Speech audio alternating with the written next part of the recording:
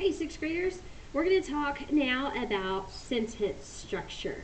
And so sentences are something that you really started being exposed to back when you were a little kid. You know, your parents would read to you before bedtime, and in kindergarten and pre-K, they started, one word at a time and then started putting it all together. So what we're going to do is just going to review what you already know and then make sure that you understand the correct structure of the three different sentence types. So we're going to go ahead and start with the first sentence type, and that is just a simple sentence. So a simple sentence is really what our kids' picture books are full of. Children's literature, for the most part, especially when you're really young, just basic sentence structure, very simple. So a simple sentence is made up of what you would call a subject plus a predicate. It also includes basically just a complete thought. It has to make sense all by itself. So you have a subject, you have the verb and all the verb phrases, and then you have a complete thought that goes with it. So a simple sentence is just simply just a sentence. That's all that it is. Okay, so on this, for every box that you see, this box is going to be something called an independent clause. Now we have a dependent clause as well. So what I want you to think about is that an independent clause is kind of like a mom or a dad. Moms and dads are very independent. We really don't have to have the children to help us out. We probably can get along okay without you guys, but you do tend to make life a little bit more fun. So a sentence is an independent clause.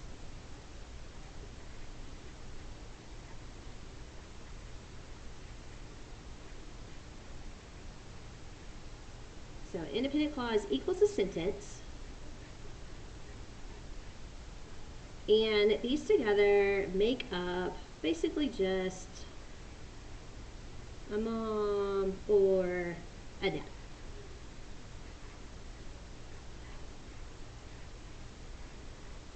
Okay?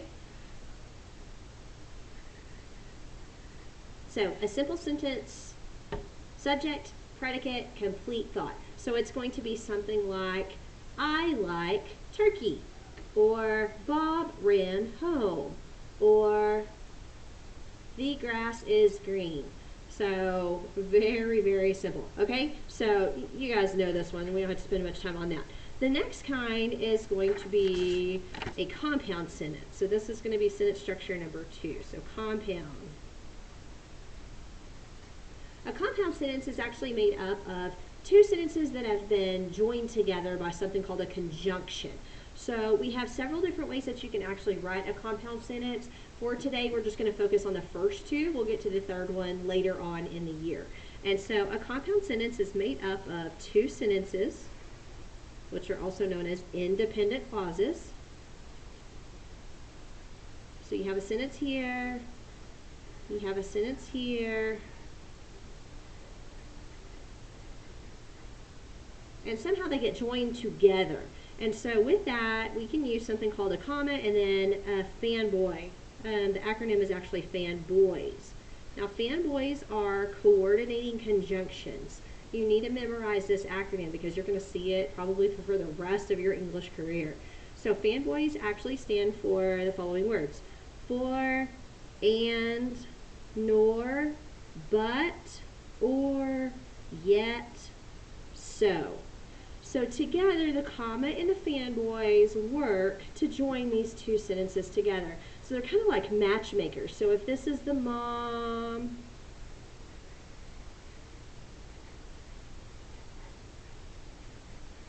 and this is the dad, there's a mustache and a hat. Okay, so this is mom. This is dad. They're both completely independent, but then the matchmaker, these comma and the fanboys, decide to join them together in holy matrimony. So you have two sentences that have been joined together with the comma and the fanboys, and these are again called coordinating conjunctions. Basically, you just need to know that they're conjunctions. They join stuff.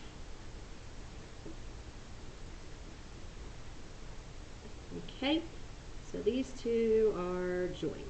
All right, one other way that we're going to talk about today to write a compound sentence is a little bit easier, but for some reason it sounds more advanced, it looks more advanced. You just don't have to do quite as much with it. So, once again, you're going to have your sentence over here. So you're going to have your mom. You're going to have your dad. So two independent clauses. Remember that a sentence is an independent clause. And this time, instead of having the comma in one of the fanboys, you can have just a semicolon. So this guy equals a comma in a fanboy. These do the exact same thing, but this one just sounds a little bit more advanced to use. So for this, I could have something like, I'm going to the store with my mom, comma, and then I'm going to the store with my dad. So we have two sentences that have been put together. What I can do is get rid of all of this. I still have a sentence. I could get rid of all of this. I still have a complete thought over here too. So that's really what I want for you to start checking is, if I put a comma in a fanboy here, does this still make sense all by itself? Does dad still, is he still okay without mom? Because he really should be. He's independent. Okay, same thing with this down here. This could be something like, I plan to go to the movies later, semicolon, I brought money from home to pay for it. So two independent clauses joined together by a semicolon. The only difference here is that these two have to be very closely related, or else they really don't make sense if you put them in the same sentence together. So just put a little reminder here.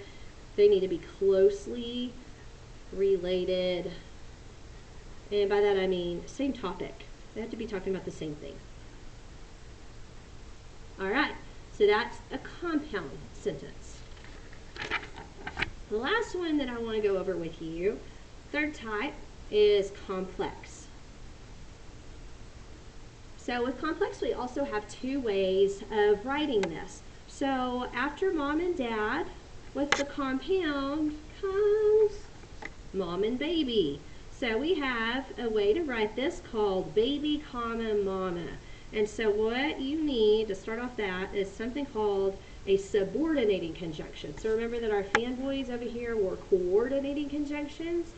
A woobus is our subordinating conjunctions. And it's just an acronym. It's kind of fun to say, a woobus. So you can practice that with me. AAA, WW, UUBBIS. So it's a lot of words. That's why we have an acronym, because it's going to help you to remember those words better. So for this, we have as, although, after, while, when, unless, until, because, before, if, since. So these are all subordinating conjunctions. After you have an awoobus in a complex sentence, you're going to have part of a sentence.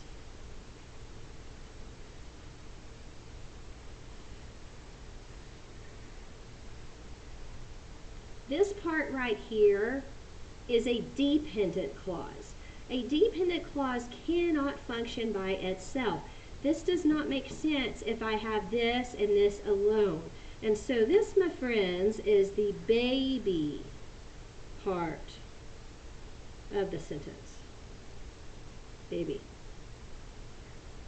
The baby is the dependent clause. The baby depends on the mom, just like this part of the sentence depends on the other half of the sentence to get by in life. It just doesn't make sense by itself. So the baby is the dependent clause. After the baby, we have a comma. The comma kind of rocks the baby like the mom would. And so the second half of the sentence, here is where we have our actual sentence. We have our independent clause. This is the mom part of the sentence. So here we have baby, comma, mama. Don't forget our dress. So once again, this part right here, this is the independent clause.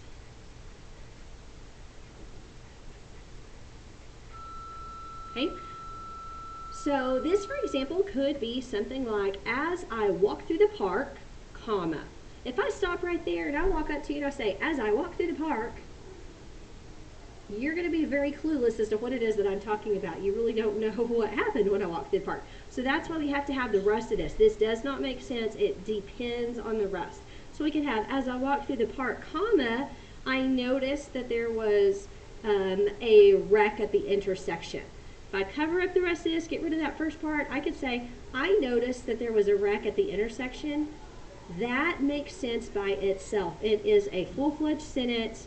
It's just like the baby without the mom. It works okay alone. So this is one way to write a complex sentence. There's one more way, and basically it's this in reverse. So this is going to be also complex sentence. So it's kind of like complex sentence 1. This is complex sentence number 2. With this type, you're going to have the sentence first. And the sentence is called what again? You got it. That's the independent clause. That is the mama part of the sentence. Okay, my mama gets uglier every time I draw her. All right. After the mama with this kind, you have no comma. It's kind of crazy. I don't know why it works that way. English is a kind of complicated language because it doesn't always make sense. So when we reverse this, when we put the sentence over here at the first part, you lose the comma. It just goes away. I guess the baby's awake, doesn't need to be rocked anymore. That's the most logical reason. Okay, so with this kind of complex sentence, you start with your independent clause first. No comma here, but you are going to go ahead and then have one of your awubis words next. So AAA, WW, UUBBIS. And you know that these stand for as, although, after, while, when, unless, until, before, because, if, since. I suggest to you to make some kind of a song, make some kind of a goofy little rhyme, do something so that you can memorize these subordinating conjunctions, because you got to know them. You need to know them and recognize them. Okay, so to continue that, so we have our sentence, we've lost the comma, we have an awubis, and then we have the other part of the sentence. And what is this other part of the sentence called? The part that cannot survive on its own. It depends upon the other part of the sentence. This is the baby part. This is the dependent clause. So this one's independent. This one's dependent. This is a sentence. This is a wannabe sentence. So for example, this one could be something like, I went to the park today, although I really wanted to go to the movies. So no comma here. The one that people miss the most on this is the because. So many people want to add a comma with because. It does not need a comma. If it's in the middle of the sentence, the because does not ever have a comma. So I want you to make a note of that. Because needs no comma.